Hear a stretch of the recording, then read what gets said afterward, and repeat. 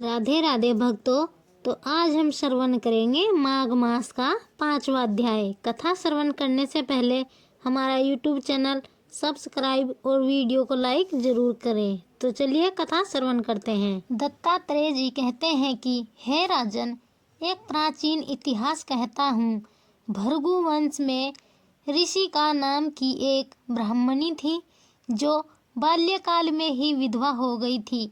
वह रेवा नदी के किनारे विंध्याचल पर्वत के नीचे तपस्या करने लगी।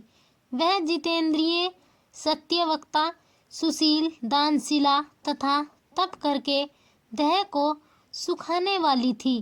वह अग्नि में आहुति देकर उच्चवर्ती द्वारा छठे काल में भोजन करती थी। वह वलकल धारण करती और संतोष से अपना जीवन व्यतीत करती थी। उसने रेवा और कपिल नदी के संगम में 8 वर्ष तक माघ स्नान किया और फिर वहां पर ही मृत्यु को प्राप्त हो गई।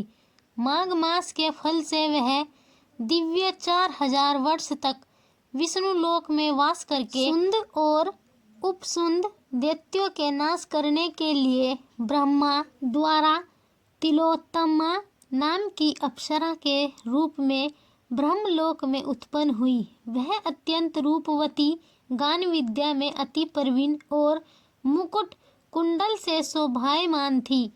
उसका रूप, यौवन और सौंदर्य देखकर ब्रह्मा भी चकित हो गए। वह कुमारी तिलोत्तमा रेवा नदी के पवित्र जल में स्नान करके वन में बैठी थी। तब सुंद और उपसुंद के सैनिकों ने चंद्रमा के समान उस रूपवती को देखकर अपने राजा सुंद और उपसुंद से उसके रूप की शोभा का वर्णन किया और कहने लगे कि कामदेव को लज्जित करने वाली ऐसी परम सुंदरी स्त्री हमने कभी नहीं देखी। आप भी चलकर देखें। तब वह दोनों मदिरा के पात्र रखकर वहां पर आए जहां पर वह सुंदरी बैठी हुई थी और मदिरा के पान से विवहल होकर काम पीड़ा से पीड़ित हुए और दोनों ही आपस में उस स्त्री रत्न को प्राप्त करने के लिए विवादग्रस्त हुए और फिर आपस में युद्ध करते हुए वहीं समाप्त हो गए।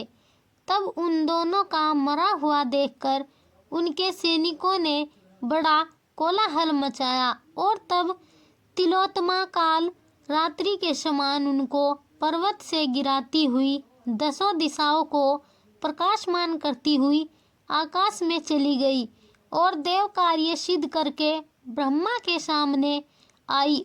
तो ब्रह्मा जी ने प्रसन्नता से कहा कि हे चंद्रवंदनी, मैंने तुमको सूर्य के रथ पर स्थान दिया। जब तक आकाश में सूर्य स्थित है, नाना प्रकार के भोगों को भोगो।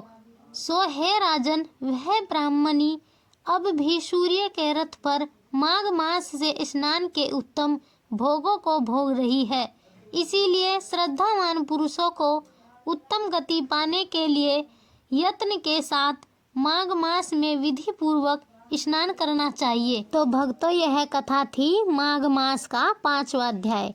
6ठा अध्याय श्रवण करने के लिए हमारा YouTube चैनल सब्सक्राइब और वीडियो को लाइक जरूर करें। राधे राधे।